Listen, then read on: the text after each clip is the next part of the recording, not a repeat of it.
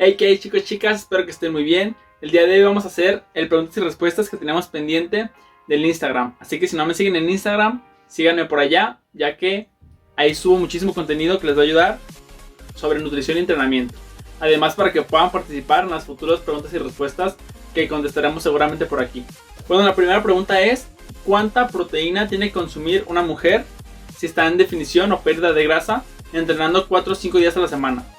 Bueno, lo primero que tienes que saber es que no es que el requerimiento sea solamente los días que entrenes, porque también me han llegado a preguntar que si tienes que consumir la misma proteína cuando entrenas y cuando no entrenas. Y la respuesta es que sí, ya que tus requerimientos de proteína son diarios. Es decir, tú entrenes o no entrenes, tienes que consumir los mismos gramos de proteína. En este caso, lo ideal en una etapa de definición es estar en torno a 2.2 gramos de proteína por kilo de peso. Esto para asegurarnos el mantenimiento de la masa muscular mientras estamos perdiendo grasa. Lo que queremos obviamente es perder la mayoría de grasa posible manteniendo la masa muscular. Un consumo de proteína adecuado junto con tu entrenamiento de pesas, de fuerza, no solamente entrenar con las pesitas rosas, un entrenamiento de verdad intenso, nos va a garantizar que la máxima cantidad de peso que perdamos sea de grasa. Inclusive puede ser interesante aumentarlo un poquito más de los 2.2 gramos por kilo de peso. Esto porque la proteína es un macronutriente muy saciante, lo que quiere decir que si estamos con pocas calorías, obviamente cada vez se hace más difícil la definición, cada vez necesitas menos calorías, porque obviamente no es lo mismo mantener el peso cuando tienes 70 kilos que cuando tienes 60 kilos, entonces cuando vas perdiendo peso, tus requerimientos de calorías son menores, por lo que empieza a costar un poquito más la dieta. Interesante es meter más proteína para añadir esa saciedad, debido a que, como comenté, la proteína, la carne, el pollo, los huevos son alimentos muy saciantes porque son proteína.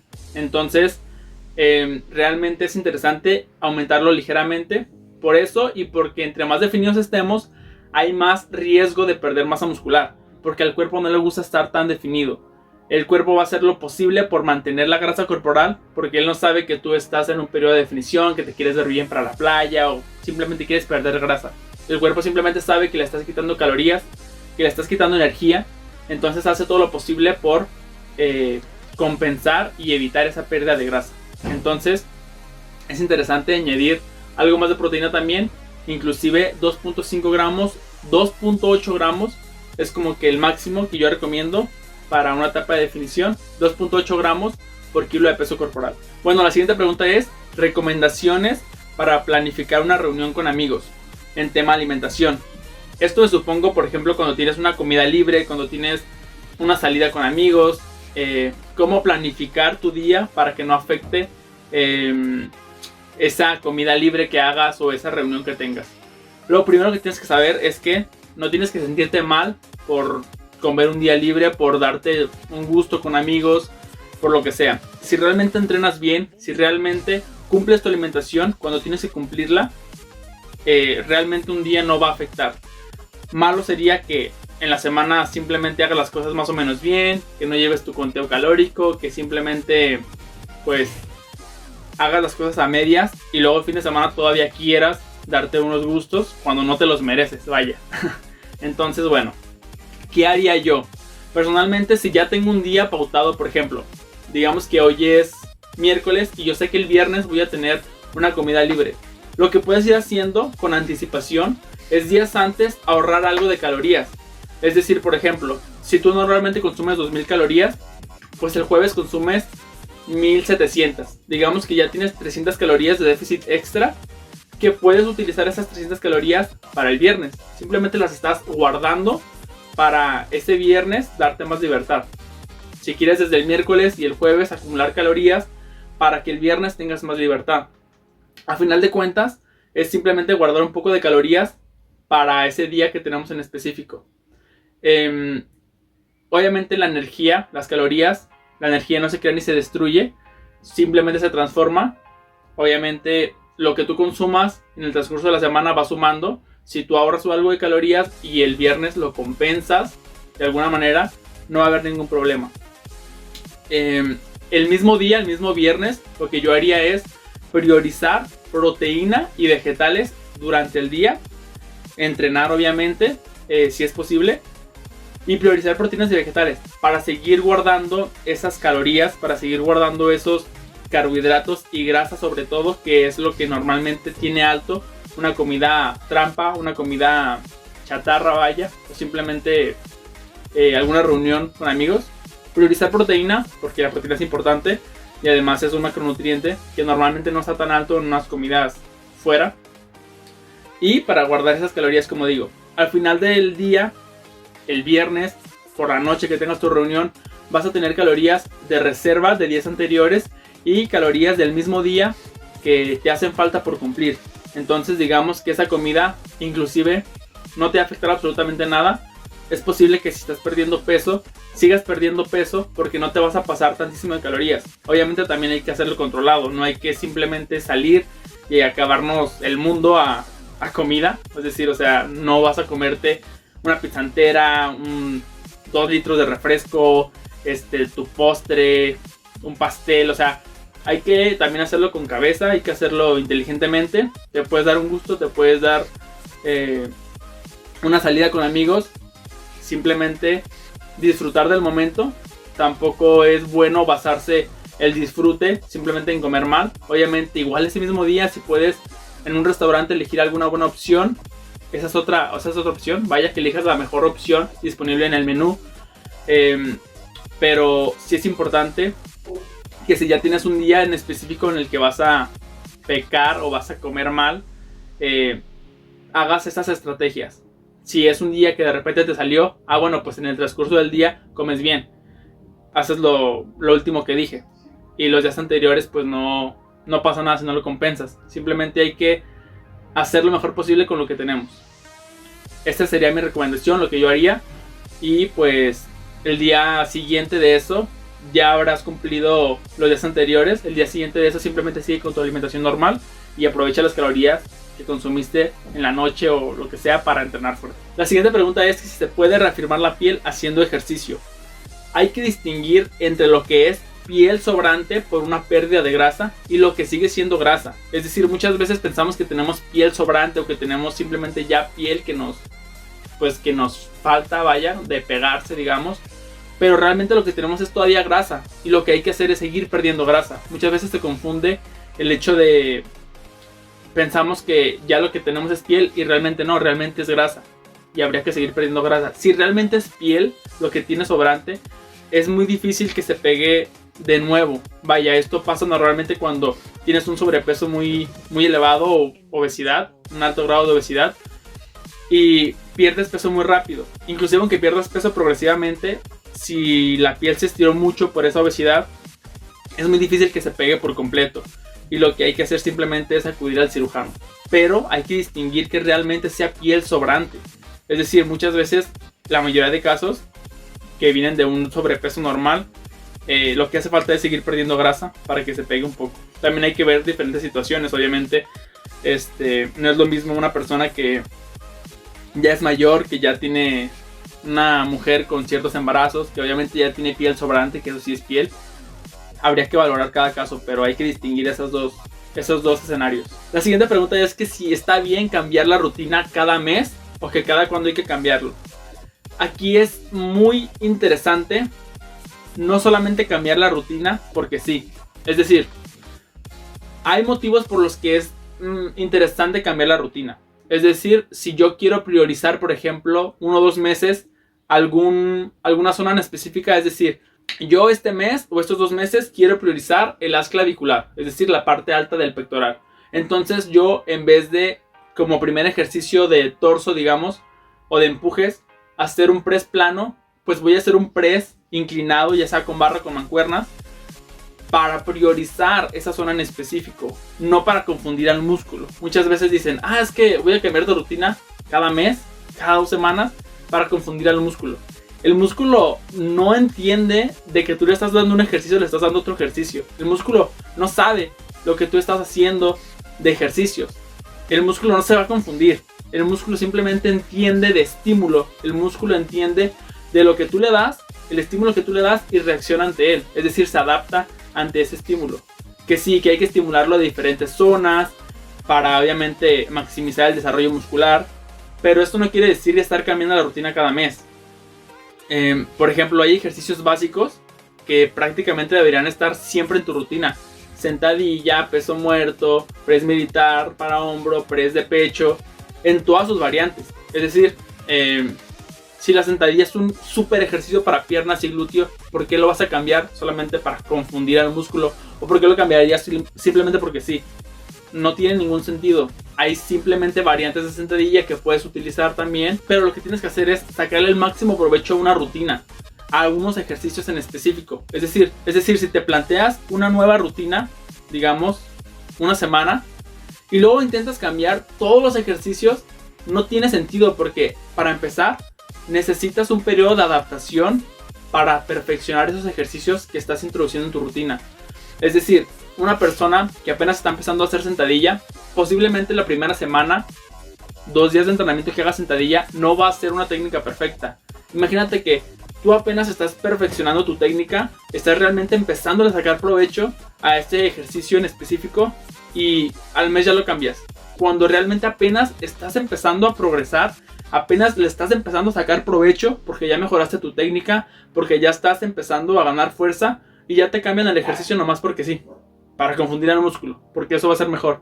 No tienes que confundir al músculo, tienes que darle un estímulo mayor cada vez. Es decir, simplemente aumentar el peso cada vez que puedas, aumentar el número de repeticiones con un mismo peso, disminuir los tiempos de descanso para una misma carga. Si disminuyes el tiempo de descanso, eso también significa progreso porque estás acortando los descansos, acortando la recuperación y aún así estás levantando la misma carga.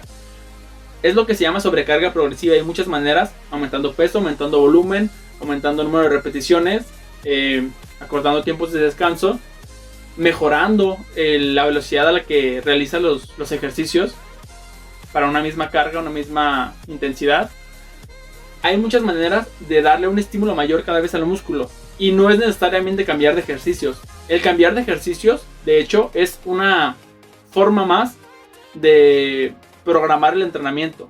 Pero tú no tienes que cambiar el ejercicio nada más porque sí, no tiene sentido eso. Si vas a hacer por algo en específico, porque ya te estancaste en algún ejercicio y por ejemplo, en vez de hacer pecho plano, que ya tienes tiempo haciéndolo y ya sientes que no progresas, haces una semana de descarga e intentas hacer otra progresión.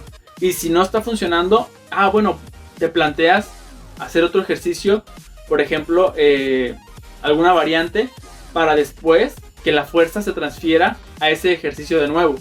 Es decir, mejorar en otros aspectos o algunos puntos específicos dependiendo el punto en el que estés.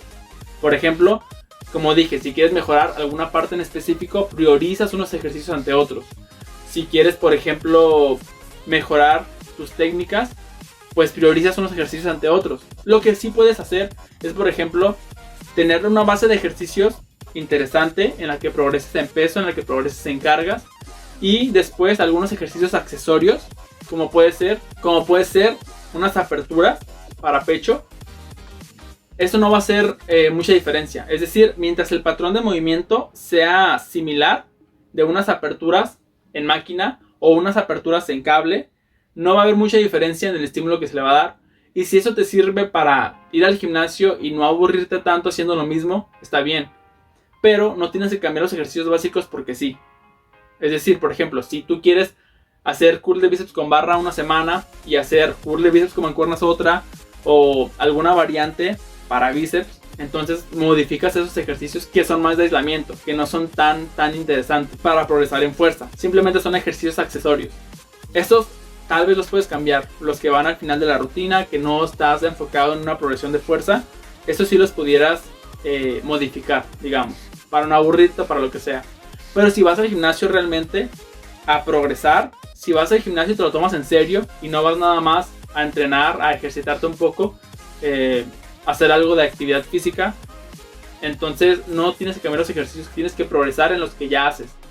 Si simplemente vas al gimnasio por hacer algo de actividad y te sirve para ir y no aburrirte, pues entonces cambia los ejercicios cada vez que quieras. A fin de cuentas, no le estás tomando la importancia que merece y te va a hacer más bien que mal estar cambiando los ejercicios si eso te hace ir al gimnasio con ganas. La siguiente pregunta es que si tomar proteína en polvo 2 veces al día va a hacer tu metabolismo más perezoso. Realmente no sé a qué se refiere, supongo que es porque la proteína en polvo es más fácil de asimilar. Entonces no, realmente justamente lo que queremos es que sea de fácil absorción para realmente sacar el máximo provecho y que se aprovechen esos nutrientes. La proteína en polvo, el suero de leche, es la proteína con más alta biodisponibilidad, con más alto valor biológico que existe. Entonces, darle esa proteína de tan buena calidad que el cuerpo va a aprovechar bien o de mejor manera que otras fuentes de proteína, no es que tu metabolismo se vaya a hacer perezoso, simplemente esa absorción va a ser buena, tu cuerpo lo va a asimilar de mejor manera y pues te va a ayudar a conseguir los resultados que quieres. Pero no es que el cuerpo no trabaje, o sea, no es como que consumas nada más proteína en polvo durante todo tu día y ya, o sea, no tiene sentido que se haga más perezoso, simplemente le estás facilitando un poco la absorción de nutrientes y la distribución de nutrientes en el cuerpo. Recuerda que la proteína no es necesaria, simplemente es para llegar a tus requerimientos de proteína y obviamente sirve tomar 2 scoops, son 50 gramos de proteína, ya es gran parte de tu consumo diario, entonces está bien. La siguiente pregunta es que si es necesario hacer un NEAT alto de 10,000 pasos y entrenar el abdomen 3 veces por semana, 5 ejercicios. A ver, primero, un NEAT alto es interesante siempre, porque si solamente vas al gimnasio y no te mueves en tu día a día, sigues siendo un sedentario que va al gimnasio. Porque aumentar tu NEAT te va a permitir consumir más calorías en tu dieta habitual, porque un NEAT alto de 10,000, 15,000 pasos implica unas 300, 500 calorías extras a tu gasto calórico. Calorías que puedes introducir obviamente y tienes que compensar comiendo más, lo cual siempre es bueno comer más. De hecho, si estás perdiendo grasa y eres una chica, por ejemplo, que necesita muy pocas calorías, es más interesante hacer un NEAT alto, moverte en tu día a día, que estarte matando a cardio y comiendo poco, porque eso no es sostenible a la larga. Hay personas a las que, por ejemplo, es muy pesado su trabajo en cuanto a horas de trabajo, vaya, y están sentados la mayoría del tiempo, no pueden salir a caminar, no pueden dar un mínimo de pasos. Y ya esas personas lo que tienen que hacer, o lo que yo les mando a hacer, es hacer cardio todos los días, porque si no hacen cardio, no se mueven en su día a día, va a ser muy difícil que puedan llevar una dieta con unas calorías decentes, porque tienes que moverte en tu día a día sí o sí. Y si no puedes hacerlo de normal, pues entonces hacer tu entrenamiento de pesas obviamente es la prioridad, pero añadir algo de ejercicio, aunque sea cardiovascular, en el gimnasio, si esa es la única opción que hay, pues hay que hacerlo diario, porque es la única opción o la única forma que tienes de moverte o de gastar calorías extras. Y entonces no es lo ideal hacer cardio todos los días, pero si eres una persona que no puede salir a caminar, que no tiene tiempo para hacer esas cosas, de dar más pasos, entonces sí sería interesante añadir más días de cardio a la semana. Si tienes que entrenar el abdomen 3 días, 5 ejercicios, pues no, realmente el abdomen es como cualquier otro músculo, no tiene que entrenarse todos los días, no se va a marcar más, 2, 3 días a la semana está bien. 5 ejercicios dependerá de qué ejercicios, dependerá de tu experiencia de entrenamiento, dependerá qué tan adaptado estés a los ejercicios que hagas, a la intensidad que le metas, qué tanto te recuperes, dependerá de muchos factores. 3 días a la semana me parece bien. Como digo, 5 ejercicios, pues ya dependerá. Tampoco se trata de estar entrenando el abdomen nada más porque sí. Hay que saber por qué se entrena y sobre todo que sean ejercicios funcionales. Es decir, no basarnos en crunch, sino en ejercicios estáticos o isométricos que nos permitan que el abdomen realmente cumpla su función, que es estabilizar. Como planchas laterales, ab wheel, rueda abdominal, press pull-off. Realmente son ejercicios muy interesantes, isométricos, que nos ayudan a que el abdomen potencie su función y se transfieran las cargas y la fuerza a otros ejercicios. La siguiente pregunta es que si para entrenar en casa recomiendo más ligas de resistencia o pesas. Dice pesas con 3B, supongo que buenas, bonitas y baratas.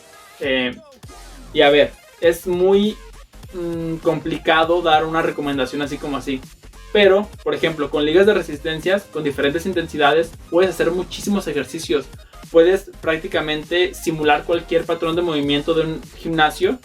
Entonces podrías entrenar prácticamente cualquier grupo muscular. Dependiendo de la intensidad, pues es más o menos interesante. Obviamente, ¿para qué lo harías? No es lo mismo hacer ejercicios de pierna que hacer ejercicios de brazo. Obviamente necesitarás una intensidad mucho más elevada para ejercicios de pierna, porque la pierna es más fuerte que los brazos, por ejemplo. Si tus pesas que vas a utilizar no te generan suficiente esfuerzo, entonces tampoco tiene mucho sentido. Tendrías que hacer miles de repeticiones, cientos de repeticiones, para que realmente tenga algún beneficio. Entonces, en ese aspecto, veo más interesante las ligas de resistencia, porque son más baratas, porque son más fáciles de transportar, porque puedes utilizarlas para prácticamente cualquier grupo muscular, porque simplemente cambiando la intensidad ya le puedes dar más estímulo a los grupos musculares, y con unas pesas, con un peso que a lo mejor no te genere tanto esfuerzo, posiblemente no veas tanto progreso. Si tienes un juego de mancuernas o mancuernas que se regule la carga que le puedes introducir, entonces tal vez sí sea interesante, pero habría que ver cada caso y sobre todo tu caso en específico también. La siguiente pregunta es que si los quemadores de grasa son buenos. La respuesta corta es no, y la respuesta larga es que lo único que va a hacer que pierdas grasa va a ser el déficit calórico. Lo único que va a hacer que realmente tengas un progreso a nivel de pérdida de grasa va a ser un entrenamiento de fuerza, va a ser un déficit calórico con una proteína alta, al menos 2 gramos de proteína por kilo de peso, y pues unos carbohidratos y grasas aceptables.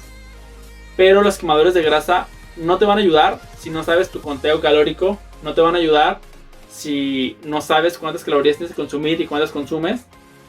Simplemente no te van a ayudar a prácticamente nada que no sea darte más energía entrenando. Los quemadores de grasa sirven como un preentreno, tienen estimulantes que te pueden ayudar a tener energía. En un déficit calórico a veces tenemos días que estamos más desganados, te puede ayudar para entrenar mejor. Pero normalmente los componentes que tienen los quemadores de grasa, como quemadores de grasa tipo L-carnitina, no tienen fundamento científico de que ayuden ni al transporte ni a la oxidación de grasa. Entonces no ayudan a perder grasa.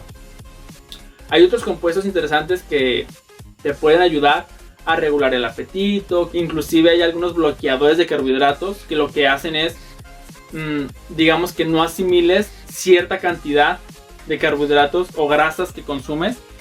Pero dime tú qué sentido tiene comer y no asimilarlo.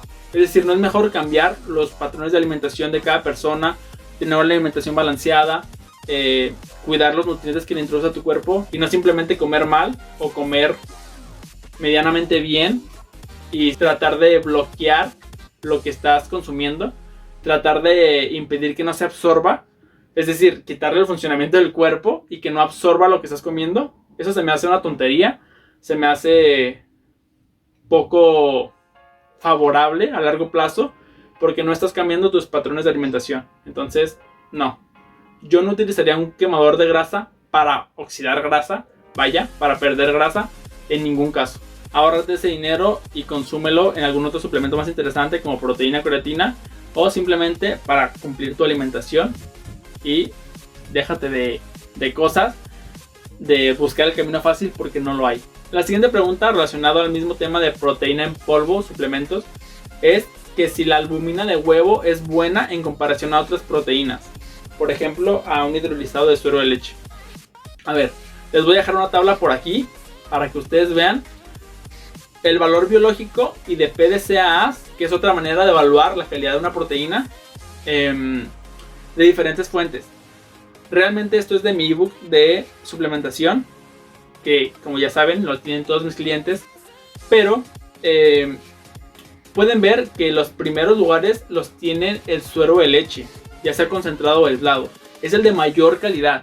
La albumina de huevo está por ahí en algún punto de que es también de muy buena calidad. La albumina de huevo es una proteína de muy buena calidad. El huevo en sí es una proteína muy buena.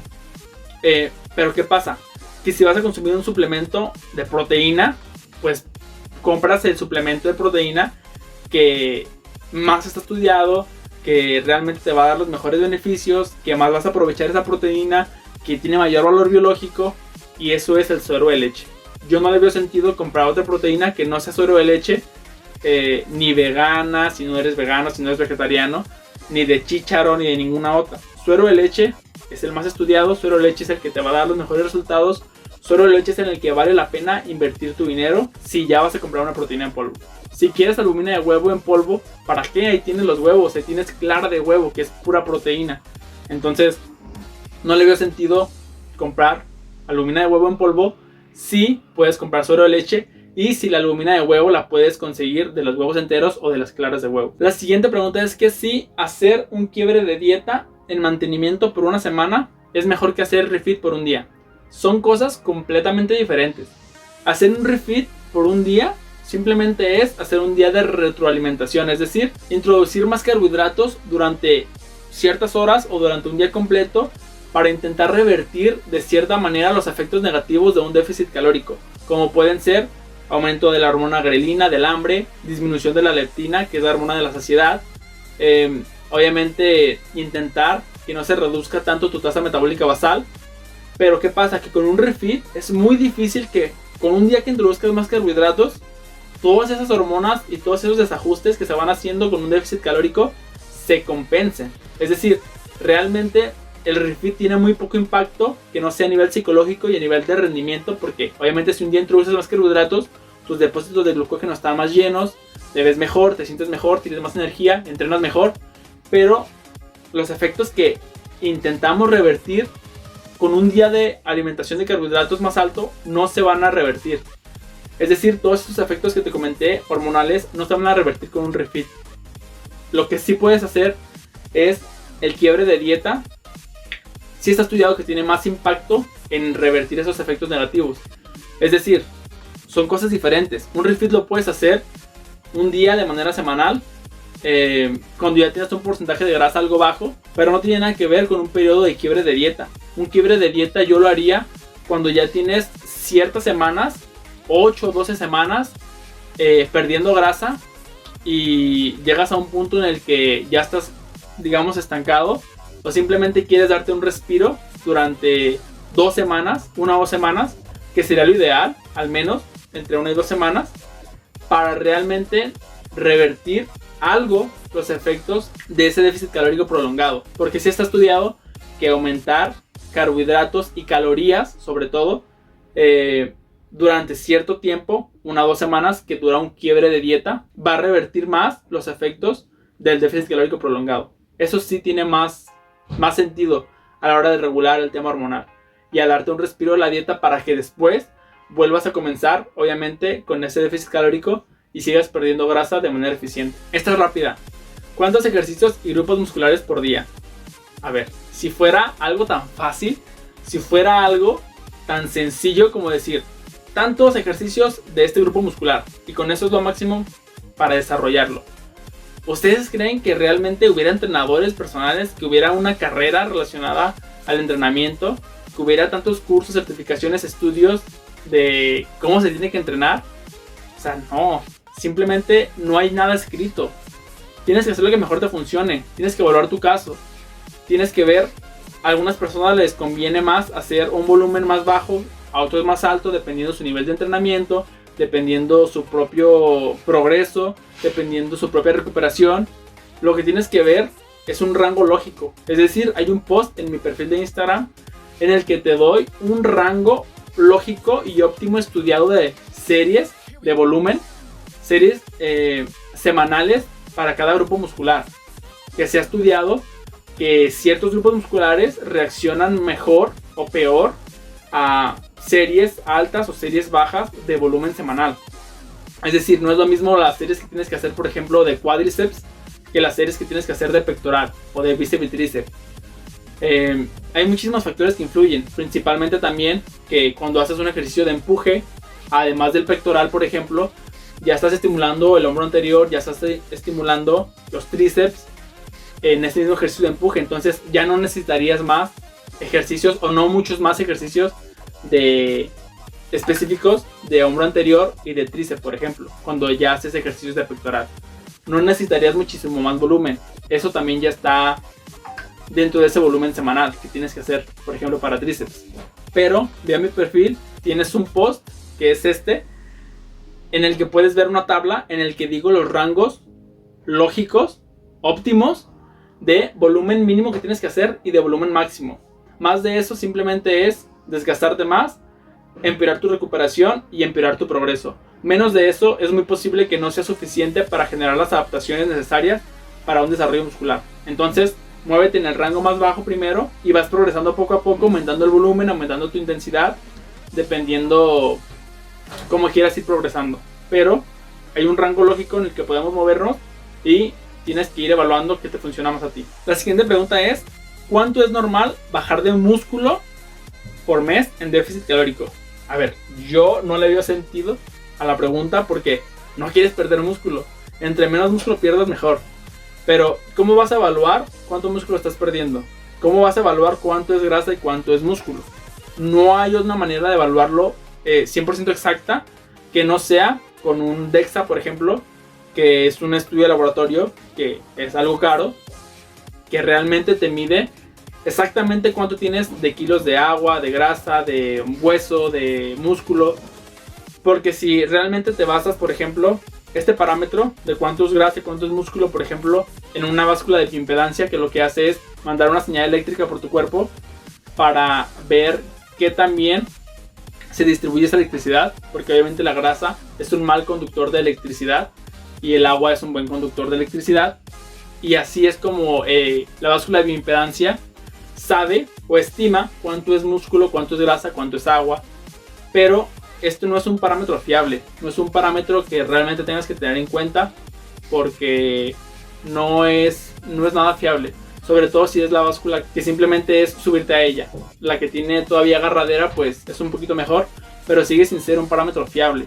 Que lo puedes tomar de cuenta para largo plazo, ver que se vaya perdiendo el porcentaje de grasa. Sí, si está en las mismas condiciones, si es la misma báscula, entonces puedes tenerlo en cuenta como un parámetro más. Pero no puedes tomarlo en cuenta para saber cuánto músculo estás perdiendo en una etapa de definición. Eso no tiene ningún sentido. Lo que puedes hacer para perder el mínimo músculo posible es hacer todo lo posible, que ya comenté, para no perderlo. Y obviamente tomarte perímetros corporales. Quieres perder grasa de zonas donde se acumula grasa, por ejemplo el abdomen, los glúteos en cierta manera, pero por ejemplo no quieres perder músculo de zonas como el bíceps, porque obviamente poca grasa hay. Entonces si pierdes o si baja mucho los centímetros, entonces estarás perdiendo músculo. Entonces zonas como el cuádriceps puede tener algo de grasa, o la pierna en general, pero no quieres que baje tanto porque en su mayoría es masa muscular. Entonces si se está reduciendo mucho los centímetros de esas zonas, entonces es probable que estés perdiendo masa muscular. La siguiente pregunta es que cómo es el paso de una dieta de volumen a una dieta de definición. A ver, cuando llegues a un porcentaje de grasa relativamente alto, en el cual ya no te veas bien o ya no sea eficiente seguir ganando peso, seguir ganando músculo, porque entre más porcentaje de grasa alto tengas, menos eficiente se hace esa ganancia de masa muscular y más facilidad tienes de seguir acumulando grasa. Cuando llegues a un porcentaje de grasa alto o ya quieras empezar a definir, lo que tienes que hacer es similar la dieta reversa de una definición a un volumen. Es decir, tienes que ir quitando calorías progresivamente. Tienes que ir disminuyéndolas hasta llegar a tu mantenimiento. Cuando llegues a tu mantenimiento, tienes que evaluar que realmente sea tu mantenimiento. Te puedes quedar 1 o 2 semanas ahí evaluando cuál es tu mantenimiento real, porque seguramente sea más alto que el que tenías o el que habías estimado. Puedes estimarlo con una calculadora, pero realmente pesarte diario durante 1 o 2 semanas y ver que tu peso no varíe. A partir de ahí ya puedes empezar una etapa de definición. Es decir, lo que no puedes hacer es partir de, por ejemplo, 2500 calorías a 1800, a 1700, que sería de golpe de ese volumen a esa definición. Porque para empezar, cuando empieces a quitar calorías, es muy probable que ya empieces a perder algo de grasa. Vas a llegar a tu mantenimiento, obviamente, pero el cuerpo va a sentir que ya no tiene las mismas calorías. Y si tú se las quitas de golpe, entonces te vas a empezar a sentir mal, vas a empezar a empeorar tu rendimiento. No es lo eficiente simplemente para empezar a perder grasa. Cuando hablamos de una dieta de definición, pasarla a volumen, es interesante añadir las calorías progresivamente para restablecer los efectos negativos del déficit calórico, para restablecer todo el desbalance hormonal que hay, e intentar que tu tasa metabólica basal se quede lo más alta posible. Es decir, si tú terminas con una tasa metabólica basal de, por decir, 1000 calorías, simplemente haciendo la dieta reversa, por ejemplo, y llegando poco a poco a tu mantenimiento, es muy posible que el cuerpo vaya revirtiendo esos efectos negativos y tu tasa metabólica basal, que era 1000 calorías, si tú lo subes de golpe a volumen, sigue siendo 1000 calorías porque no estás dando tiempo al cuerpo a recuperarse. Si tú añades calorías progresivamente hasta tu mantenimiento, es muy probable que sean 1300 calorías, 1400 calorías, estoy inventando, pero es mucho más interesante hacerlo así, progresivamente, para darle al cuerpo la capacidad de compensar todo el déficit calórico que le habías dado de antes. Cuando hablamos de un periodo de volumen, ese desbalance hormonal no está tan marcado por el déficit calórico, simplemente tenías más calorías. Sí es probable que la sensibilidad a la insulina empeore conforme vas aumentando más de peso, pero en cuanto a tema hormonal, al tema de calorías, no hay tanto problema. Lo que tienes que hacer es igual, como dije, seguir disminuyendo calorías progresivamente hasta llegar a tu etapa de mantenimiento. ¿En cuánto tiempo? En 1 o 2 semanas deberías llegar a tu etapa de mantenimiento. Quedarte ahí otra semana, otras 2 semanas y revisar que sí sea tu mantenimiento real, y a partir de ahí empezar a quitar calorías, empezar a quitar carbohidratos, pero no de golpe, porque vas a estropear simplemente el avance que puedes tener. Si tú quemas todas tus herramientas, por ejemplo, pasas de un volumen a una definición muy marcada, por ejemplo, disminuyendo muchas calorías, vas a ir quemando tus herramientas. Vas a tener que seguir, cuando ya no pierdas peso, seguir aumentando tu cardio, seguir quitando calorías. Si tú simplemente haces todo lo que puedas hacer de golpe, vas a ir quemando tus estrategias, tus herramientas que pudieras ir introduciendo poco a poco para seguir progresando. Si yo quiero perder grasa, no voy a irme al mínimo de calorías que tengo que consumir por día para sobrevivir, para perder grasa más rápido. No, porque me voy a estancar. El cuerpo va a hacer todo lo posible por no perder más grasa, por sobrevivir. Va a disminuir muchísimo mi tasa metabólica y no es lo conveniente, porque ni me voy a ver bien, ni voy a definir tan bien, y me voy a estancar. Y después, ¿qué? Si ya hice lo máximo que podía hacer, ya estoy haciendo muchísimo cardio, ya estoy con una tasa metabólica súper baja, ¿qué más voy a hacer? Si quito calorías, ya prácticamente estaría arriesgando mi vida. O sea, tenemos que ser progresivos. Esto es muy lento. Una definición bien hecha es tardada y tiene que estar bien estructurada. Ir gastando tus herramientas poco a poco, aumentando un poquito el cardio, quitando un poquito de carbohidratos, aumentar tu NEAT, pero no hacer todo de golpe, no hacer 5 días a la semana cardio, quitar muchísimas calorías, hacer 15,000 pasos. O sea, hay que ser progresivos, hay que ser inteligentes. Y pues nada, chicos, editando me di cuenta que se me borró el clip de la despedida, entonces me despido desde otro ángulo. Espero que les haya gustado el video, denle like si les gustó, suscríbanse acá abajo en YouTube. Ya saben que también pueden seguirme en Instagram, ahí subo muchísimo contenido, también quiero ayudar. Y pues nada, nos vemos en un próximo video. Yo soy Daniel Mendoza y esto es Brain for Fit. Nos vemos.